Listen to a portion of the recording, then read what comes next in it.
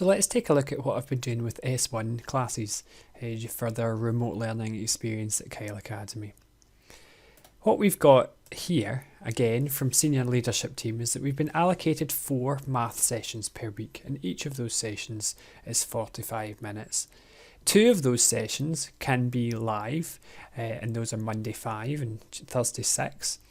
And 2 of those must be independent study, and gives that a bit of flexibility as well. So Monday's live lesson runs from 1:30 until 2:15, and it's delivered by myself, just one teacher for all S1 students in the team. What it's worth noting is that I'm not necessarily using 45 minutes specifically. It could be shorter than that, most likely about 25 minutes, and then set some tasks for them to follow up with. And then there's always a Thursday live tutorial session, which runs from 2:15, and I usually organise what work that's going to be, and each class teacher will actually deliver that session. So regarding their Microsoft team, we're encouraging students to visit the team, regularly check their notifications. Instructions and any sways, any important information will always be set in the general channel. Our formal assignments, they're also set in the general channel. That might be a quiz for the end of the week. Monday's live lessons, they're always hosted in the online classroom.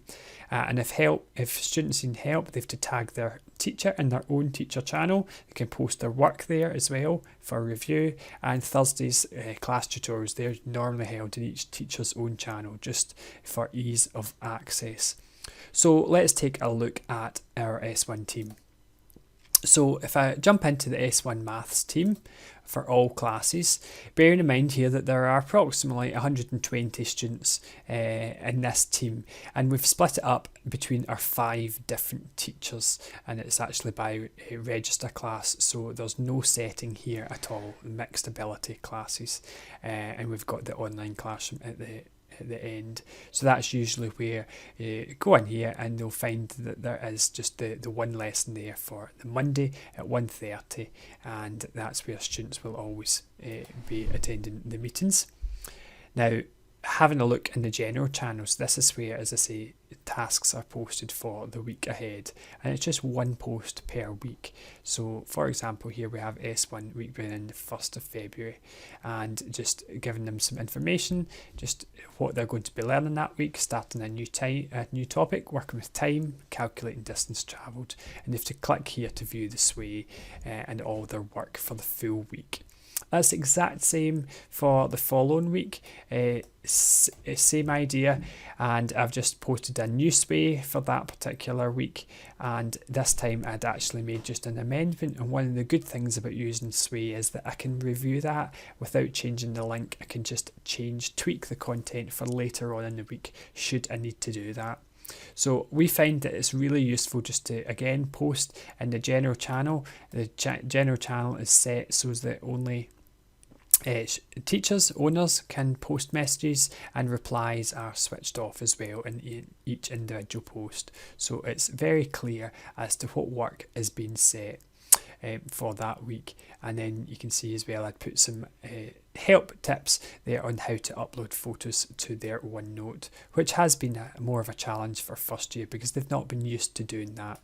So it would have been much easier had we trained them to do that in school, but it was difficult circumstances, bearing in mind that we're trying to catch them up from any work that they'd missed at the end of primary 7. So let's go and have a look in one of our sways. So for the first week here, we've got the 1st of February and topic working with distance, speed and time, and I've compiled this all together. Same information I always put at the start, reminding them that it's 45 minutes per day, Monday to Thursday, and joining me on the Monday, and then joining their class teacher on the Thursday as well. So going through day by day. Tasks for Monday. So giving them an overview of what they're going to be learning. Task 1 is to join the Teams meeting for a short lesson, and then task 2 is to complete the textbook questions. So these are from, you will recognise these questions, and it's just snippets that I've put into a stack. If anybody's got any extra times in that session, they can then go and look at some further practice questions. Then we scroll further down, we've got tasks for Tuesday. So Tuesday here, I've actually included a video from Rigor Maths. We've subscribed to that, so we've put that in, and that gives them some sort of interaction and asking them to pause and answer the 10 questions. And then I've got task 2 for them, which is some questions here, again, just from a textbook with the answers behind for self-marking. And again, if they've got further time, they can go on to look at the gold examples from Rigorman. On Wednesday, we're looking this time at calculating the distance travelled when given the average speed. So this time I decided that I was going to record a little video, and this video here is just, as I say, from me. It's a Flipgrid video. I've taken an example from a book, and then I've just recorded through. You won't hear the audio, but if I press play here just now, you'll see that I have been going through just some questions by setting out my work in exactly how I would expect to see it. So feedback again from this has been very positive, that students like that engagement from your teacher, and they don't always like just being sent to YouTube videos.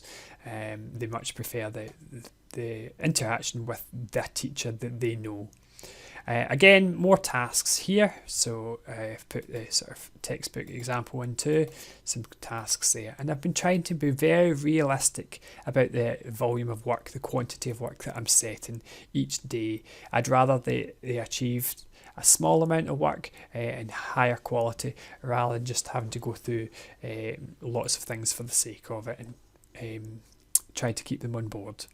And then Thursday was the final task of the week, final day. So for them, they had to join the meeting with their own class teacher. And then following up from that, there was some sort of extension questions. You can see I've moved on to, working with half hours here. And that works out nicely because it's tying in with the interaction they've just had with their class teacher, that they can then look at the extension questions, which haven't necessarily been there earlier in the week. And then they don't have maths on a Friday, just to congratulate them. So everything is just really, really easy for them to access within this sway. Now, just taking a quick look at the actual lesson that was taught that particular week. You can see here I'm actually in OneNote. I'm in the Content Library Online Learning sort of section, and I've actually embedded the sway directly in here, so you can see the exact same sway and the exact same content again, and that's just nicely presented at the top of this week's page in OneNote. As I scroll down, I've got the sort of learning intentions, what I'm going to be doing this particular week, and this is the content from my lesson. So I had pre-populated just some questions and some information, and I chose some of them to answer. I used some direct questioning with students, asking them to reply in the comments in the chat panel of the Teams meeting to help me out with questions like this, which works quite nicely without them having to unmute. So just again, working through questions, showing exactly how I would be expecting my working to be set out for that. And then on to the next section now. Whilst the tasks didn't require this work until Wednesday, I thought it was useful just to pick it up at this stage just now, talking about proportional method, and then obviously going on to talk about the formula as well, and mentioning both.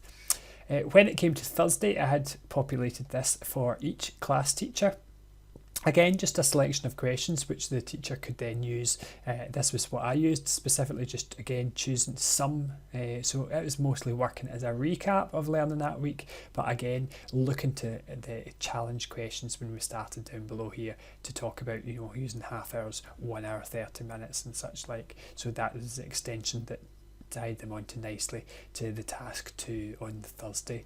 So this is the format that I use for my lessons and my tutorials, and it means that all students in first year are getting the same learning experience provided by their teacher.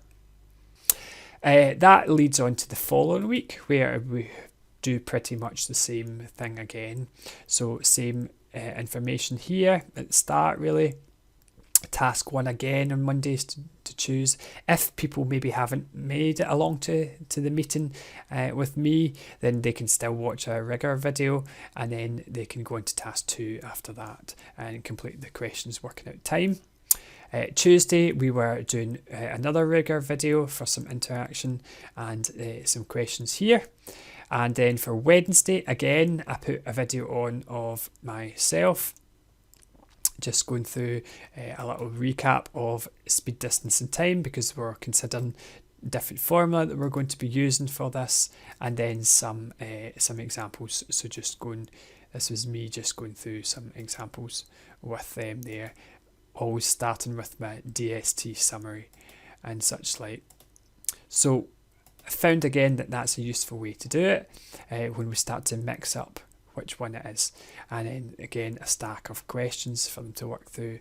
And then Thursday, this is when I'd actually initially changed my plan, and we still had our tutorial, but I reduced the number of questions that they were being asked to do in task 2 from the textbook, so that I could then set them a Microsoft form quiz, and the quiz would then go on and just check their understanding. And I'll just go and I'll show you our quiz for that as well. So back in the team, in the general channel, I've clicked on the assignment that was posted. You can see here that students have been given the task here, and the quiz is there. So if I open it up, it's just 10 questions, 10 marks, all multiple choice. We've got some questions here about time, 24, 12-hour time. We've got some time intervals, duration questions. And then we've started to look a wee bit at distance, speed and time. And you can see that it's all through there. They've all got multiple choice, and it's been very informative, the results that have come back from that. It helps us identify those who've maybe not been engaging in the actual tasks through the week, because if they're not performing so well in the quiz at the end of the week, then it means that they don't have a very good understanding, and you can start to ask questions about what was their engagement during the course of the week. So that's really it as far as that goes. And as I say, I've found that this has been a really, really effective way to use Microsoft Teams and to use Sway with the first year students. It's all about making things as simple as possible. You don't want them to have to log in all the time. We can share this link to each Sway. Anyone with the link can open the Sway, so parents can open it too, should I need to email it directly to them, or to include it in, for example, maybe apps like Show My Homework. I certainly hope you found that useful. If you've any questions, please just get in touch.